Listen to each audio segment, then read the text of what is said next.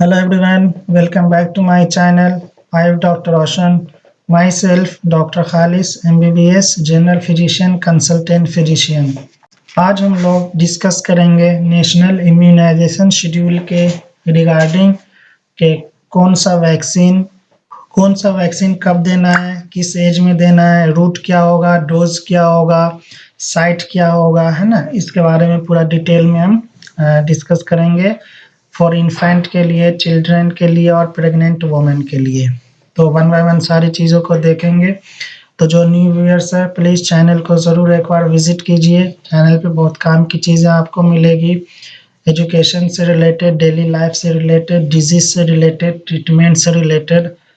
और चैनल को ज़रूर सब्सक्राइब कीजिए, वीडियो को ज़्यादा से ज़्यादा शेयर कीजिए ताकि नीडी पर्सन तक ये चीज़ें पहुंच जाए। तो आइए स्टार्ट करते हैं नेशनल इम्यूनाइजेशन शेड्यूल के रिगार्डिंग। तो सबसे पहले हम देख रहे हैं कौन सा वैक्सीन कब देना है, साइट क्या देना है, डोज क्या होना चाहिए, रूट क्या होना चाहिए। ठीक है, तो सबसे पहले हम प्रेग्नेंट वुमेन में चलते हैं कि जो कोई प्रेग्नेंट वुमेन है तो उसमें जो है TT1 देते हैं, यानी TT1 का डोज जो होता है वो अर्ली इन प्रेगनेंसी में दी जाती है। जैसे कोई किसी को प्रेगनेंसी डिटेक्ट हुआ, ठीक है, तो उसको जो चाहिए कि TT1 का डोज वो लें। उसके बाद कितना डोज होना चाहिए, 0.5 ml डोज होना चाहिए। रूट क्या होना चाहिए, इंट्रामस्कुलर, IM देते हैं इंट्रामस्कुलर। और कहाँ साइट क्या होता है, अपर आर्म। ठीक है, उसके बाद प्रेग्नेंट वुमेन में जब TT1 दे देंगे, यानी टेटनस का जो इंजेक्शन है 1 दे देंगे, पहला इंजेक्शन। पहले इंजेक्शन के 4 वीक के बाद आपको दूसरा इंजेक्शन देना है TT का। तो टेटनस टॉक्सॉइड बोलते हैं एक्चुअली इसका। तो TT2 का जो है वो 4 वीक आफ्टर TT1, यानी जिस डेट में आपने TT1 दिया उसके 4 वीक के बाद आपको TT2 देना है। ठीक है ना। इसका भी डोज क्या रहेगा, 0.5 ml डोज रहता है। ये भी इंट्रामस्कुलर रहता है और ये भी अपर आर्म में देते हैं साइट। ठीक है, रूट इसका हो गया IM इंट्रामस्कुलर और साइट हो गया आपका अपर आर्म। उसके बाद आता है TT बूस्टर। ठीक है, TT1 हो गया, TT2 दे दिया आपने प्रेग्नेंट वुमेन को, अब बूस्टर डोज देते हैं। बूस्टर डोज का क्या है, if received 2 TT doses in pregnancy within the last 3 years। ठीक है, तो इसका भी डोज रहता है 0.5 ml। ये भी IM देते हैं और ये अपर आर्म देते हैं। ठीक है, तो इस चीज़ को हमें ध्यान रखना है। उसके बाद आइए अब इन्फेंट की बात करते हैं। तो इन्फेंट में जिस तरीके से जैसे बच्चा पैदा होता है, पैदा होने के पहला जो जाता है BCG जाता है वैक्सीन, ये एट बर्थ देते हैं। ठीक है ना, जैसे पैदा हुआ तो दे देते हैं, या as early as possible till 1 year of age. तो ये तो 1 ईयर लिख दिया है, लेकिन बोला जाता है कि 24 घंटे के अंदर अंदर आपको BCG का वैक्सीन आपको देना पड़ता है, वो बहुत ज़रूरी होता है। ठीक है, और इसका डोज क्या होता है, 0.1 ml देते हैं। ये इंट्राडर्मल होता है। ठीक है, और ये लेफ्ट अपर आर्म में देते हैं, तो इसको याद रखना है। कहाँ पे देते हैं, लेफ्ट अपर आर्म में देते हैं। इंट्राडर्मल होता है ये रूट, और डोज इसका 0.1 ml होता है। ठीक है ना। उसके बाद अब बोला गया 0.05 ml until 1 month of age. तो इसको वाइवा के पॉइंट ऑफ व्यू से आपको इसको याद रखना है। और ये इम्यूनाइजेशन शेड्यूल जो है वो बहुत ही इम्पोर्टेंट है डेली लाइफ के बेसिस पे भी।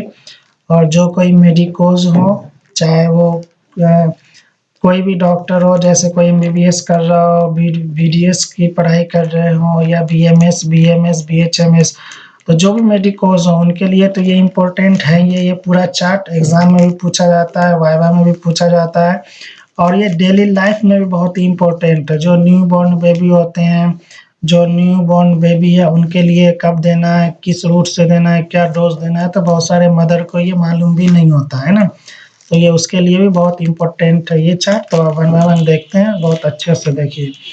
उसके बाद देते हैं हेपेटाइटिस बी। हेपेटाइटिस बी भी जो होता है ये बर्थ डोज होता है। ठीक है ना, तो ये भी एट बर्थ देते हैं। तो एक चीज़ और याद रखें, जैसे बच्चा पैदा होता है तो उसमें 3 चीज़ें जाती है, 2 वैक्सीन होता है, एक बीसीजी एट बर्थ दी जाती है और हेपेटाइटिस बी एट बर्थ दी जाती है, और एक ओपीवी दी जाती है, ओरल पोलियो वैक्सीन दिया जाता है एट बर्थ। तो ये 3 जो है वो जैसे बर्थ हुआ, बर्थ होने के 24 घंटे के अंदर अंदर आपको ये तीनों देना होता है, ठीक है। तो हेपेटाइटिस बी ये कब देना है, एट बर्थ देना है, ठीक है। उसके बाद इसका जो रहेगा डोज क्या रहेगा, 0.5 ml इसका डोज रहता है, और ये रूट इसका क्या रहता है, तो इंट्रामस्कुलर रहता है। साइड क्या हो जाता है, anterolateral side of mid thigh. तो ये याद रखना है, पूरा याद नहीं है तो बस ये याद रख सकते हैं, मिड थाई में दी जाती है, ठीक है ना। ये हो गया हेपेटाइटिस बी के बारे में। अब उसके बाद जो है वो ओपीवी 0, ठीक है। ओपीवी 0 जो है वो ये भी एट बर्थ दी जाती है, ठीक है। और इसका जो रहता है डोज 2 ड्रॉप दी जाती है। रूट क्या रहता है, ओरल, और साइट भी इसका ओरल रहता है। तो अब यहाँ पे हमने देखा जब इन्फेंट है, इन्फेंट में इन्फेंट के लिए इसको अब एक तरीके से ऐसे याद करना एग्जाम के पॉइंट ऑफ व्यू से। इन्फेंट में टोटल जो 1 2 3 4 5 6 7 8 9, इन्फेंट में टोटल 10 दी जाती है, ठीक है। जिसमें 3 जो है वो ये 3, जिसमें 3 जो है वो आपका जो है ये 3 जैसे ये हो गया है, जिसको हमने डार्क किया है। ये 3 जो है आपको एट बर्थ दी जाती है। BCG at birth, hepatitis B at birth, और ओपीवी 0 एट बर्थ, ठीक है। जिसमें डोज क्या रहता है, बीसीजी का 0.1 ml, और हेपेटाइटिस बी का 0.5 ml, और ओपीवी 0 का 2 ml, ठीक है। जिसमें अब उसके बाद रूट क्या रहेगा, इंट्राडर्मल। उसके बाद हेपेटाइटिस बी का रहेगा इंट्रामस्कुलर, और ओपीवी 0 का रहेगा ओरल। और साइट क्या रहेगा, बीसीजी का साइट रहेगा left upper arm, hepatitis B का रहेगा anterolateral side of mid thigh. अगर ये पूरा आपको याद नहीं है तो मिड थाई भी आप बोल सकते हैं। उसके बाद ओपीवी 0 रहेगा ओरल, ठीक है। तो ये हो गया 3 इन्फेंट। उसके बाद ओपीवी 0 लिखा, उसके जस्ट नीचे लिख देना है ओपीवी 1 2 एंड 3, ठीक है। Oral polio vaccine 1 2 3। ये कब कब देना है, एट 6 वीक पे देना है। फिर उसके बाद 10 वीक पे देना है, देन उसके बाद 14 वीक पे देना है, ठीक है। तो ये जो होते हैं, ये जो है ओपीवी जो है वो 1 2 3 डोज जो होगा वो 6 वीक पे देना है, ओपीवी 1। फिर ओपीवी 2 10 वीक पे देना है, देन ओपीवी 14 वीक पे देना है, ठीक है। और OPV can be given till 5 years of age. उसके बाद ये तो 3 दे देना है। उसके बाद कब तक देते रहना है, 5 इयर्स ऑफ एज तक हमें ओपीवी देते रहना है, ठीक है। तो इसका डोज क्या रहता है, 2 ड्रॉप देना है। उसके बाद साइट क्या रहता है, ओरल, और रूट क्या रहता है, ओरल, और साइट भी इसका क्या रहता है, ओरल रहता है, ठीक है। तो ये हो गया 4। उसके बाद अब लिखना है पेंटावेलेंट। पेंटावेलेंट का 3 डोज होता है, 1 2 एंड 3। ये भी कब कब देना है, 6 वीक पे देना है, फिर देन 10 वीक पे देना है, और पेंटावेलेंट का तीसरा डोज जो होगा वो 14 वीक पे देना है, ठीक है। तो ये देना है। इसका जो रहता है डोज 0.5 ml डोज रहता है, और ये हम देते हैं। इसका साइट क्या रहता है, रूट। इसका रूट जो रहता है वो इंट्रा मस्कुलर रूट रहता है, और साइट जो रहता है वो एंटीरोलेटरल साइड ऑफ मिड थाई। अगर पूरा आपको याद नहीं रख सकते हो, याद नहीं रह पाता है, तो आप मिड थाई लिख सकते हो, ठीक है, याद रख सकते हो। तो पेंटावेलेंट का 1 2 एंड 3 डोज हो गया, जिसमें जैसा कि बताया 6 वीक्स, 10 वीक और 14 वीक। डोज रहता है 0.5 ml। इसका साइट रूट रहता है इंट्रामस्कुलर, एंड साइट रहता है इसका मिड थाई, ठीक है। उसके बाद रोटा वायरस। रोटा वायरस जो देते हैं, ये भी बताया गया है कि 6 वीक पे देना है, 6 वीक पे देना है, 10 वीक पे देना है, और 14 वीक पे देना है, ठीक है। और इसका जो रहता है डोज 5 ड्रॉप्स देने हैं। इसका साइट ओरल रहता है, रूट भी इसका ओरल रहता है, ठीक है।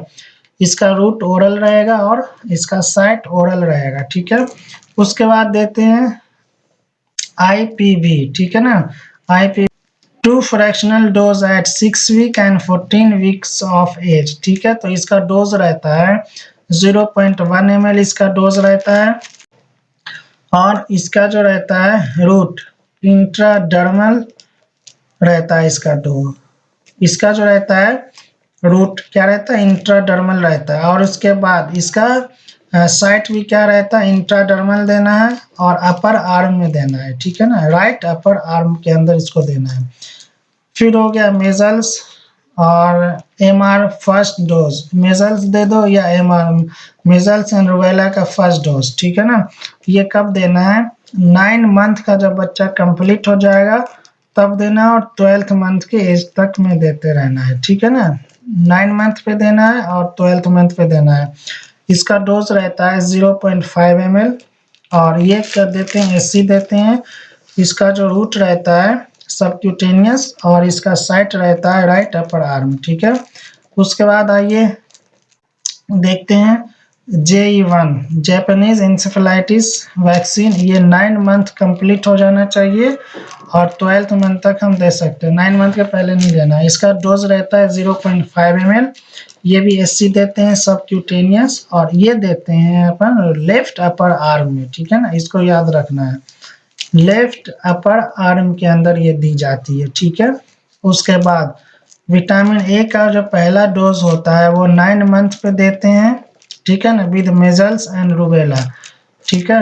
और ये कब क्या देते हैं, 1 ml दे दें या 1 लाख इंटरनेशनल यूनिट, ये ओरल देते हैं और ओरल देते हैं, ठीक है ना।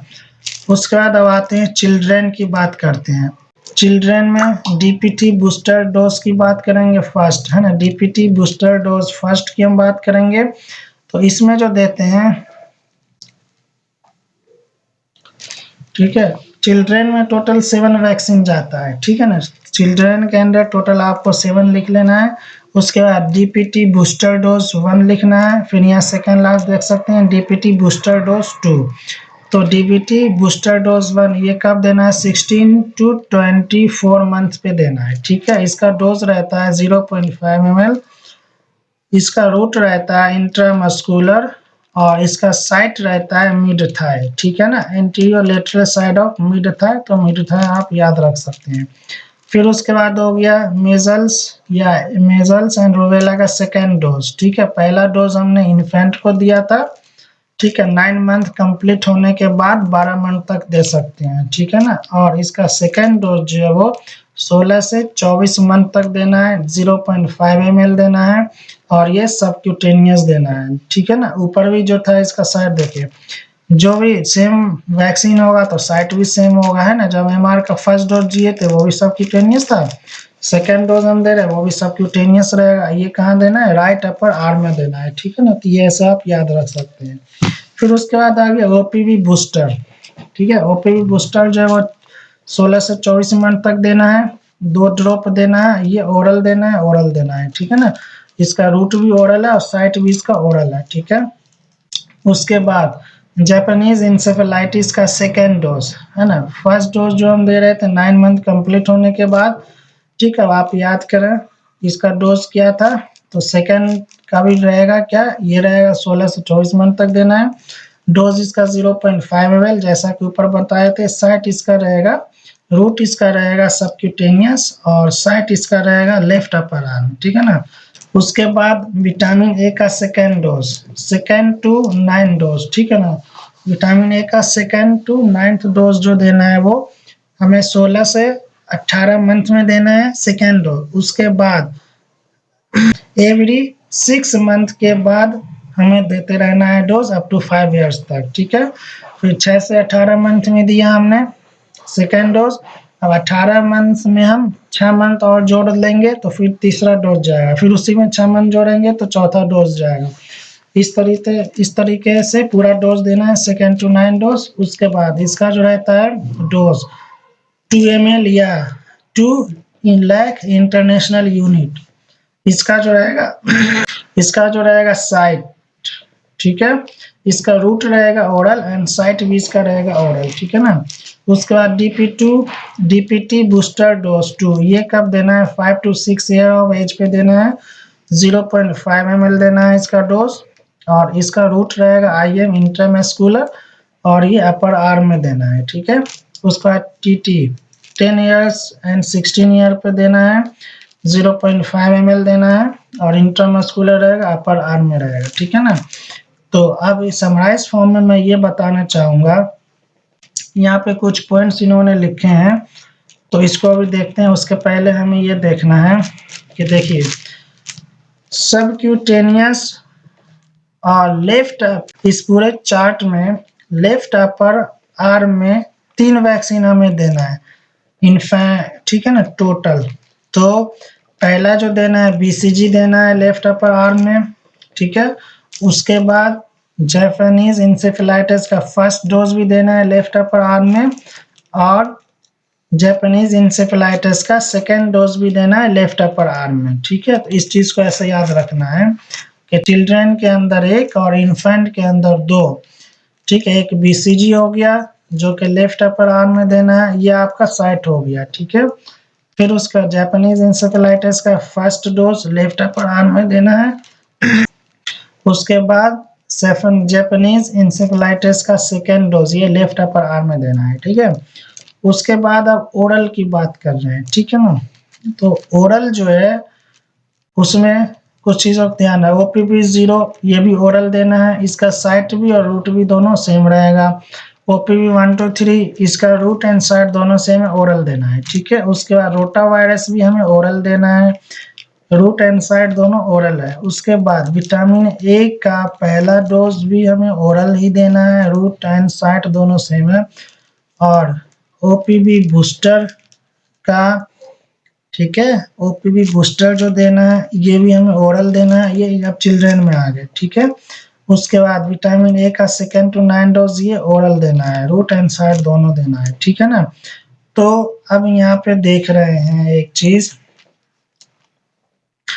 कि टोटल 6 वैक्सीन ऐसे हैं जिसका रूट एंड साइट दोनों क्या ओरल है। तो आइए इसको देखते हैं। पहले इन्फेंट में आते हैं। इन्फेंट में क्या है कि इन्फेंट में आपका OPV 0 एंड OPV 1 2 एंड 3, ठीक है। तो ये दोनों ओरल, रूट एंड साइट दोनों ओरल है। उसके बाद आते हैं रोटा वायरस, ये भी ओरल है, रूट एंड साइट। फिर आते हैं विटामिन ए का फर्स्ट डोज, ये भी ओरल है, ठीक है। फिर उसके बाद आते हैं OPV बूस्टर, जो डोज देंगे ये भी ओरल देना है, ठीक है। और ये जो है आपको रूट एंड साइट दोनों ओरल है। फिर उसके बाद विटामिन ए का सेकेंड डोज, 2 to 9 डोज ये जब भी देना है तो ये भी ओरल देना है। पोलियो से रिलेटेड जहाँ भी आए, ठीक है ना, पोलियो से रिलेटेड जहाँ पे भी आए OPV, पोलियो से रिलेटेड मतलब ओरल पोलियो वैक्सीन, तो ये इसका जो रहता है डोज 2 ड्रॉप रहता है, ये हमेशा याद रखना है, ठीक है। OPV जो है 2 ड्रॉप है बस। एक यहाँ पे ये चीज है कि रोटा वायरस का 5 ड्रॉप्स देते हैं, ठीक है ना। रोटा वायरस जो है वो कितना देते हैं, 5 ड्रॉप देते हैं रोटा वायरस, ठीक है। तो इस चीज का हमें ध्यान रखना है। उसके बाद आइए TT का जो है बच्चे के अंदर देना है चिल्ड्रन में, तो अप टू मतलब 10 इयर्स एंड 16 ईयर पे देना है TT इंजेक्शन, जो कि इसका डोज 5 ml रहता है और इंटरमस्कुलर रहता है, ये अपर आर्म में रहता है, ठीक है ना। तो अब अपर आर्म की हम बात करते हैं। तो अपर आर्म के अंदर टोटल कितना है, 5 वैक्सीन है टोटल इस पूरे चार्ट में, ठीक है ना। तो सबसे पहले प्रेग्नेंट वुमेन में देख रहे हैं TT1, ये भी अपर आर्म में दिया जाता है। TT2 ये भी अपर आर्म में देते हैं, और TT का बूस्टर जो देते हैं वो भी अपर आर्म के अंदर देते हैं, ठीक है। ये हो गया, ये सिर्फ अपर आर्म है, ना लेफ्ट ना राइट, ये अपर आर्म से याद रखना है, ठीक है ना। उसके बाद आते हैं DPT बूस्टर का सेकेंड डोज, ठीक है, DPT बूस्टर का सेकेंड डोज, ठीक है। ये जो देना है ये भी अपर आर्म में देना है, और टीटी का इंजेक्शन जो देना है चिल्ड्रन में ये भी अपर आर्म में देना है, ठीक है। अब एक चीज और मैं बोलूंगा, चिल्ड्रन के अंदर डीपीटी बूस्टर का 1 डोज और टीपीटी बूस्टर का 2nd डोज, ठीक है ना। तो इस दोनों में एक डिफरेंस है। डिफरेंस ये है कि डीपीटी बूस्टर और का 1st एंड 2nd डोज का जो है तुम आपका रूट जो है दोनों का सेम है। 1st डोज भी हम आईएम दे रहे हैं इंट्रामस्कुलर, 2nd और डीपीटी बूस्टर का 2nd डोज भी हम आईएम दे रहे हैं इंट्रामस्कुलर। लेकिन फर्क यहाँ पे ये है कि डीपीटी बूस्टर का पहला डोज जो हमने दिया है वो मिड थाई में दिया है, ठीक है। बट डीपीटी बूस्टर का 2nd डोज जो देंगे वो अपर आर्म के अंदर देंगे। तो ये है थोड़ा एक डिफरेंस याद रखने का, ठीक है ना। अब उसके बाद मेजल्स का पहला डोज और मेजल्स का 2nd डोज, ठीक है। या एमआर मेजल्स एंड रूबेला का 1st डोज जो कि हम इन्फेंट में दे रहे हैं, ठीक है। और एमआर का 2nd डोज जो कि हम चिल्ड्रन में दे रहे हैं। दोनों का जो है रूट दोनों का ठीक सेम है, सबक्यूटेनियस है, सबक्यूटेनियस। लेकिन यहाँ पे फर्क यहाँ पे ये है, फर्क यहाँ पे कुछ नहीं है। रूट और साइट हम दोनों का दिखाना चाह रहे हैं कि राइट अपर आर्म में दे रहे हैं इसका साइट, और 2nd डोज में हम कहाँ दे रहे हैं, राइट अपर आर्म के अंदर दे रहे हैं, ठीक है ना। तो ये चीजें हो गई, ठीक है। उसके बाद हम देख रहे हैं यहाँ पे एक आईपीबी है। आईपीबी या इंट्राडर्मल दे रहे हैं या राइट अपर आर्म में हम देंगे, ठीक है ना। तो ये जो था ये नेशनल इम्यूनाइजेशन शेड्यूल के बारे में था। इसको आपको लिख के 2-4 बार प्रैक्टिस करनी पड़ेगी, फिर आपको याद हो जाएगा, ठीक है। बस इतना याद रखना है। प्रेग्नेंट वुमेन में टोटल 3 जाएगा, इन्फेंट में टोटल जो है वो 10 वैक्सीन जाता है, और चिल्ड्रन के अंदर टोटल 7 वैक्सीन जाता है, ठीक है। इसको लेके हमने एक कोरिलेट करने की कोशिश की ऊपर से नीचे। तो आपको इसको ध्यान से देखना है, 2-4 बार आप लिख के इसको याद करेंगे तो याद हो जाएगा। और हो सके तो इसको लिख के जहाँ पे आप पढ़ाई करते हो उस वॉल में चिपका लो, ताकि आपको डेली नजर पड़ता रहे इस पे, तो ये हो जाएगा। अब ये कुछ इन्होंने लिखा हुआ है कि टीटी गिवन TT2 और booster dose before 36 week of pregnancy, ठीक है ना। तो ये बोला गया है टीटी का प्रेग्नेंट वुमेन में टीटी का 2nd डोज या बूस्टर डोज हमें कब देना है, 6 वीक्स ऑफ प्रेगनेंसी के पहले तक दे देना है, ठीक है ना। However, if even if more than 16 week have passed, given TT to the woman in labor. Okay, अगर अब 36 वीक पार हो गया तो जब लेबर का पेन हो रहा है तो उस टाइम आपको टीटी का देना पड़ेगा, ठीक है ना, 1 dose. If she has not previously receive TT, अगर वो उन्होंने टीटी नहीं लिया तब देना है, इसको याद रखना है। फिर अब देख रहे हैं Japanese encephalitis 2nd point vaccine है ना। 2nd पॉइंट होता है Japanese encephalitis vaccine is introduced in select endemic district after campaign, ठीक है। तो ये लिख दिया अपना। तो इस तरीके से हमें देखना है। तो ये ऑल अबाउट क्या था, नेशनल इम्यूनाइजेशन शेड्यूल के बारे में, जिसको NIS बोलते हैं, इन्फेंट, चिल्ड्रन एंड वुमेन के लिए। आई होप ये वीडियो देखने के बाद आप लोग को इसका जो भी कंफ्यूजन है वो आपको क्लियर हो, ठीक है। और इस वीडियो को ज़्यादा से ज़्यादा शेयर कीजिए, चैनल को प्लीज़ सब्सक्राइब कीजिए जो न्यू व्यूअर्स हैं। और अगर कोई दिक्कत रहती है तो आप कमेंट करके पूछ सकते हैं। हमने मेल ID चैनल पे अपलोड किया हुआ है, वहाँ मेल कर सकते हैं। नंबर डला हुआ है, नंबर से आप व्हाट्सअप कर सकते हैं। और हमसे कंसल्टेंसी लेना चाहे तो हम भी ऑनलाइन एंड ऑफलाइन दोनों कंसल्टेंसी प्रोवाइड करते हैं, तो आप हमसे कंसल्टेंसी ले सकते हैं, ठीक है। Thank you for now, thank you so much.